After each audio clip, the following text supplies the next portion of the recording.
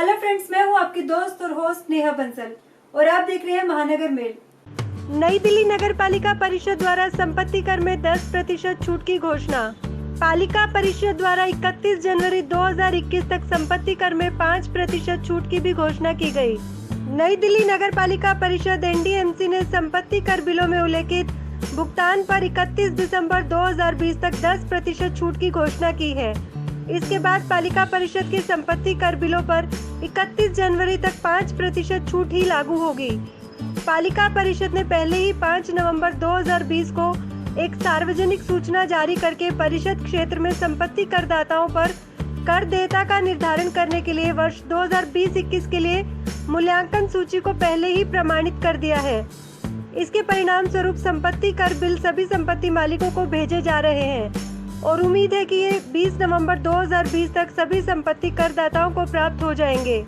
यदि फिर भी किसी करदाता को इस महीने के अंत तक बिल प्राप्त नहीं होता तो डुप्लीकेट बिल पालिका परिषद के मुख्यालय पालिका केंद्र में लेखा अधिकारी संपत्ति कर विभाग के कार्यालय से सुबह 10 बजे से दोपहर 1 बजे के बीच व्यक्तिगत आकर या विनय बहल 2640@gmail.com पर ईमेल पर अनुरोध भेजकर प्राप्त किए जा सकते हैं। पालिका परिषद की ओर से संपत्ति करदाताओं को यह भी सूचित किया गया है कि कुछ संपत्ति करदाताओं मूल्यांकनकर्ता जिन्होंने बॉयलर्स उपकानून 2009 यूनिट एरिया मेथड को दिल्ली के माननीय उच्च न्यायालय में चुनौती दी है और उनका संपत्ति पर मूल्यांकन 1 अप्रैल 2010 से भारत के माननीय सर्वोच्च न्यायालय के निर्णय के अनुसार उनके प्रभावी मूल्य को फिर से निर्धारित किया जाना आवश्यक था। ऐसे अधिकांश मामलों में आवश्यक कार्यवाही प्रक्रियाओं को पूरा किया जा चुका है।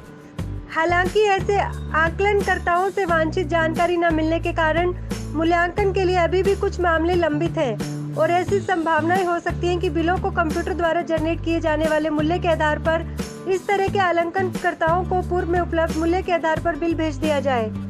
इस प्रकार के मामलों में मूल्यांकनकर्ताओं से अनुरोध किया जाता है कि वे बिल में बताए गए स्वीकार्य मूल्य को नजरअंदाज करें और वास्तविक किराए के आधार पर अपने स्वयं के मूल्यांकन के अनुसार संपत्ति कर का भुगतान करें।